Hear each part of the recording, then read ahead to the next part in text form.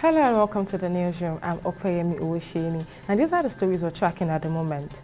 A judge of the Federal Capital Territory High Court in Abuja, Olukayode Adeniyi, has ordered the Economic and Financial Crimes Commission (EFCC) to immediately release the embattled former governor of the Central Bank of Nigeria, Godwin Emefiele, or produce him in court on November 6, when his motion on notice seeking bail will be heard. The judge gave the order on Thursday, following a motion ex parte filed by Emefiele's legal team. Recall that the EFCC arrested Emefiele on October 27th, immediately after he was released from the custody of the Department of State Services, where he had been kept since June 10, 2023. And in Bayelsa State, barely a year to the governorship election, leaders of Bayelsa Progressive Forum have vowed to resist any form of intimidation or harassment of voters by security agents, especially the police. They threatened that if nothing urgent was done to address the issue, they will be left with no choices but to lead mass protests against the development. Coordinator of the forum, Timmy Osborne, called on the Inspector General of Police, Kayode Egbetokun, to maintain law and order in the country, to immediately investigate these allegations and take necessary steps to ensure that SWAT officers operating in Nembe communities adhere to the highest standard of professionalism and respect for human rights.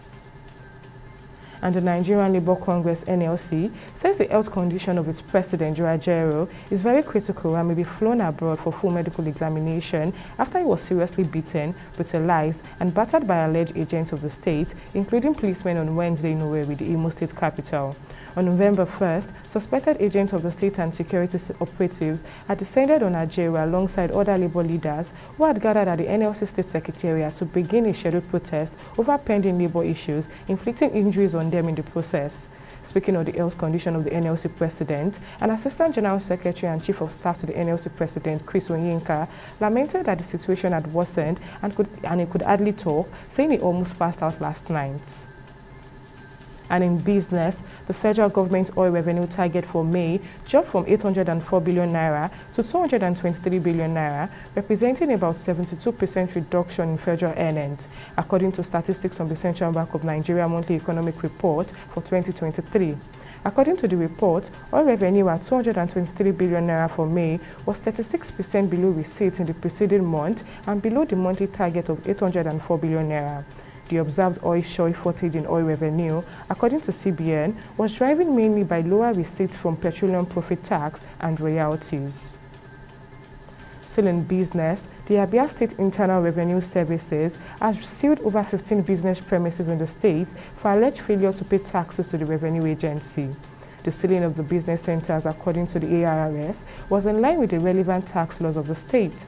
The chairman of the Abia State Internal Revenue Services, Udochukwu Ogbonna, who was represented by a senior staff of the agency, Emeluwa Francis, during the sealing exercise, expressed dismay that some business owners refused to pay their taxes to the state government. He charged Abians and the business community to pay their taxes and to avoid evading taxes, as doing so would enable the state government to execute projects in the states. And on the foreign scene, schools have been shut down across India's capital on Friday as a noxious grey smoke engulfed the mega city, making life a misery for these 30 million inhabitants. Smoke from farmers burning crop stubble, vehicle exhaust, and factory emissions combined every winter to blanket the capital in a deadly haze. Delhi Chief Minister announced on Thursday that all primary schools will be closed down across the capital for at least 2 days.